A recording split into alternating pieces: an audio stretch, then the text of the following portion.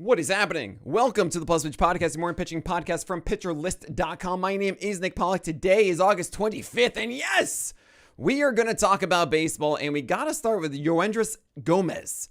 You may not know who he is. He pitches for the White Sox, hasn't had too many starts, and he didn't have an incredible night.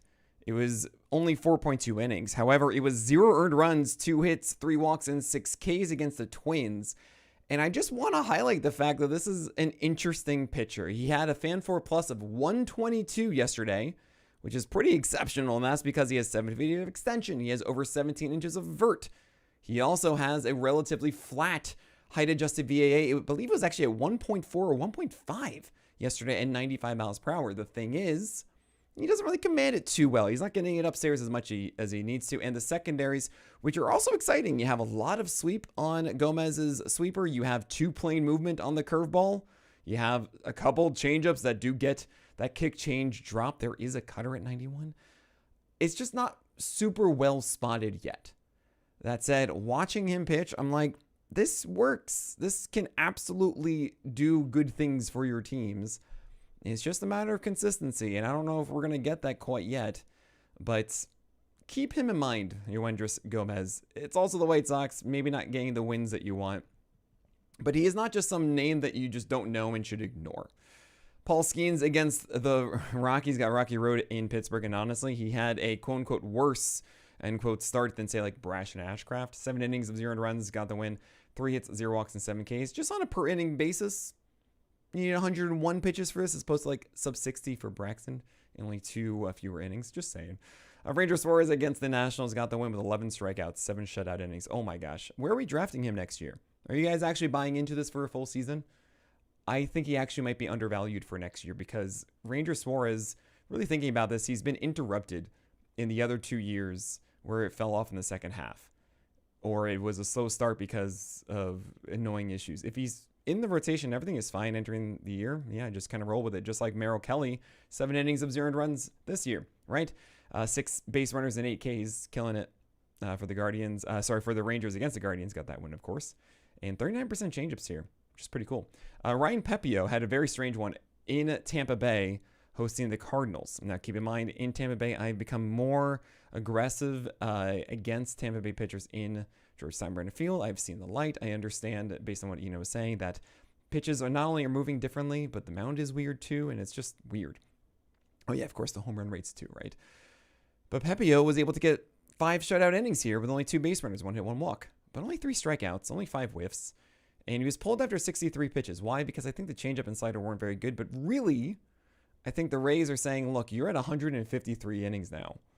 We're likely not going to make the playoffs. We don't want you going like 200 innings, anything close to it. We're probably going to be limiting you a little bit, which is unfortunate. And I would consider Pepiot as a guy you start at, not at home and on the road. And honestly, if that's not really your jam, you don't want 50% of the starts moving forward. Also, we don't know how much is going to be limited. Yeah, it might be time to move on from Ryan Pepiot. On that note, by the way, I'm going to be doing the list today in about an hour from me recording this, about 2:30. I'll be live streaming it, as always, on playback.tv/pitchlist, and I'm there to answer all of your playoff questions. So make sure you're there for the 2 hours I will be from 2:30 to 4:30. And I'm also here every weekday morning at playback.tv/pitcherlist around 10 a.m., sometimes 11 a.m. in the morning for about 2 hours. And I want to highlight the fact that it's not going to be your traditional list. It is the schedules. It is rest of season schedules, and then I bucket everybody into tiers based on who are the ones you're just going to start, who are the ones that might be early streams or late streams, who are the ones that are single stream, who are the shrug hipsters, right? Or cherry bombs, that kind of thing. So I won't give you a straight up ranking, but I will say, look, these guys are in the same buckets, and you can kind of see based on the starts who I'm favoring at certain points, right? You have Trevor Rogers against the Astros, got the win, and he's just been unstoppable. 7 innings, 1 earned run, 5 hits, 3 walks, 9 Ks. It's just been unreal. It's been unreal. And I could not have predicted this one. I don't think anyone really predicted this one. It's really been the year of the left-handed changeup arms. Logan Gilbert, by the way, Ace is going to ace in 6 innings, 1 earned run, 3 hits, 1 walk, 13 Ks as he hosted the Athletics at the T. 25 whiffs and 42% CSW for a golden goal. He didn't even do like the perfect execution that I wanted so long of really the Blake Snell blueprint, but yeah, generally four-seamers were in the middle or upper half, and then sliders were kind of middle or down, so fine. Logan Gilbert was that, and then you have Zach Gallen getting the Reds carpet, and it came through. 6 innings, 1 earned run, 4 hits, 1 walk, and 7 strikeouts. I just had Chris Felipe talk about Gallen and ask about him with Horton and Mizorowski. And yeah, Gallen has performed better over the last 4 games, but this was the only one where actually, hey, look, there's some cool signs of the curveball going where it's supposed to go against right-handers, and the changeup going where it's supposed to go against left-handers, and also the four-seamer laying on the edges, not actually being right down the middle and just being like, okay, I need to throw a strike now. Thing is, he gets the Dodgers next, so I don't really want to take a chance there. I'm not going to tell you that Gallen is all of a sudden fixed. We've seen good starts from him where he does look great, and then it falls apart the next time. So I'm not ready there, but if that is an impressive start against the Dodgers, then I think, okay, hold on a second. Maybe Gallen actually is holding on to a tweak or some mechanical change that we can apply for the Rangers and Giants after that. Brady Singer on the other side of that game in Arizona, 6 innings, 1 earned run, 1 hit, 3 walks, and 9 strikeouts. You love to see that. The sweeper getting 7 whiffs on its own, and the sinker, okay, Diamondbacks, 18 for 40 called strikes. 45% called strikes on the sinker to the Diamondbacks from Brady Singer. What? All right, if you want to go for against the Cardinals, fine. He's a hipster, right? He goes back and forth often. Feels like Singer's been doing better lately. He has, but it could still implode on a given night. Jameson Taillon against the Angels got the win. 5 innings, 1 earned run, 3 hits, 0 walks, and 3 Ks. He's a Toby. It's great if you need wins. He's a decent stream for ratios as well. Don't expect a ton of strikeouts. You have Bryce Elder against the Mets, getting the gold star. 6 innings, 2 earned runs, 3 hits, 2 walks, and 6 Ks. This is not something you want to believe in whatsoever. Nick Pivetta got his aces going to ace with 7 Ks and 6 innings for the against the Dodgers. Amazing. The list curse isn't real. It's been defeated by a Nick. What do you know? Yoshinobu Yamamoto, otherwise known as the Inquisitor, if you know his initials. He was on the other side of that, got a win. 6 innings, 2 earned runs, 4 hits, 2 walks, 6 Ks. I'm really sorry, Pivetta, but pretty much the same exact thing, but you just got to be the, I guess, the away team to get the win. Yeah, all right. Ace is going to ace there, and about 30 starts should be expected for Yoshinobu Yamamoto. It's been a really nice season if you drafted him as your SP2 or your late SP1. Good stuff. Yuri Perez against the Jays might be going as that SP2 next year, as he got a win. 6 innings, 2 earned runs, 3 hits, 1 walk, and 4 strikeouts, 18 whiffs. And the thing is, this is the same guy. The four-seamer's killing it, 12 whiffs in this one alone. But he's not really figuring out how to attack left-handers with anything else but those four-seamers. However, the Jays are kind of split. They're not able to just platoon out their right-handers and just go lefties. So he got half righties, and he did well against them. The secondaries work better there. Here's hoping that he'll get that fixed by 2026. Carlos Rodon, I needed 4 strikeouts from you, and you gave me 3. 5.2 innings of 2 earned runs, 1 hit, 5 walks for a dusty donut. Whatever, he's fine. I actually went to the U.S. Open yesterday, and I haven't followed tennis at all. I've never been to the U.S. Open. It was a really fun thing. And Ben Shelton was the game that I went to, and also Arina Sabalenka. Awesome to watch them both at Arthur Ashe Stadium. But Ben Shelton, I watched him, I thought to myself, man, this is the Carlos Rodon of tennis. A lefty with all this like forceful energy and just a little erratic at times that bothers you, but he's still really good. But you feel like he's not going to be that Cy Young dude, but maybe he can have an amazing stretch and look like that, All right, Spencer Arrighetti against the Orioles, 5.2 innings of 2 earned runs, 6 hits, 0 walks, and 2 strikeouts. Oh, man. I mean, it's a productive start. It's just not the one I wanted to see from Arrighetti, as he's just throwing too much in the zone now. Like, you're not going to get whiffs on all these if everything's just in the zone and they're just getting happy with it. And sure, Koufax helped here, but like Arrighetti, I want to see the ability to throw strikes and being able to nibble with those secondaries and get those whiffs and everything. Like, let's get that together. You get the Angels next, and hopefully you can make that adjustment. David Peterson, 5.2 innings of 200 runs, 5 hits, 4 walks, and 8 strikeouts. I don't want to say 0 every time. I don't know why. And 8 strikeouts, 21 whiffs, 35% CSW. Why? 10 whiffs were with the slider on 22 of them thrown. Thing is, remember last game, he had a really good strikeout performance because it was sinker changeup. And the sinker was still kind of present. Really, the four-seamer, though, oh my gosh, he located that one. The slider worked really well. And the changeup was thrown under 10 times. And I generally don't like when I have a pitcher having success in 2 different ways in 2 different starts. Some people can be the optimist and say, oh, look, he's got multiple ways for success. And it used to be something that is based in what I do against left-handers and what I do against right-handers. No, this was right-handed success in 2 different ways in 2 starts.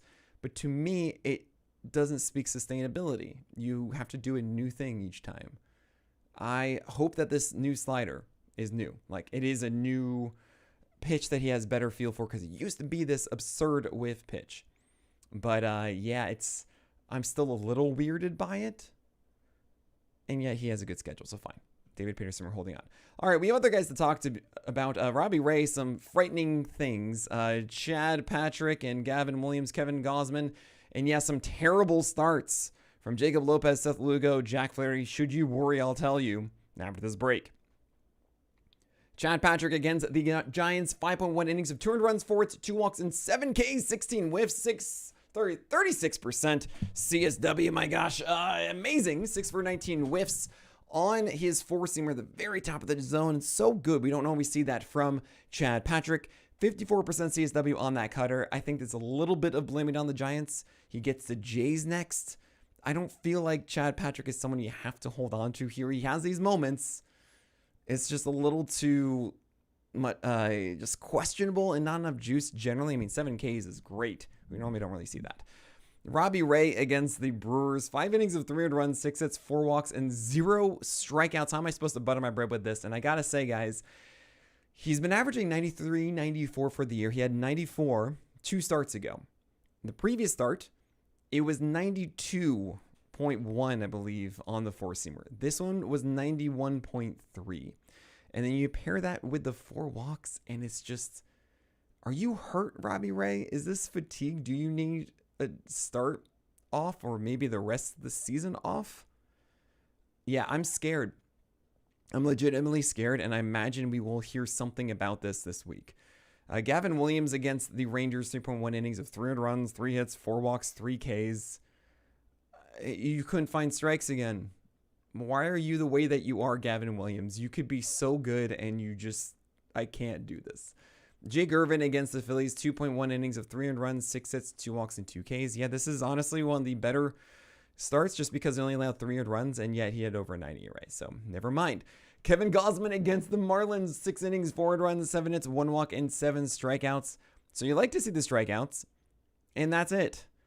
Because the 16% CSW on the splitter ain't it.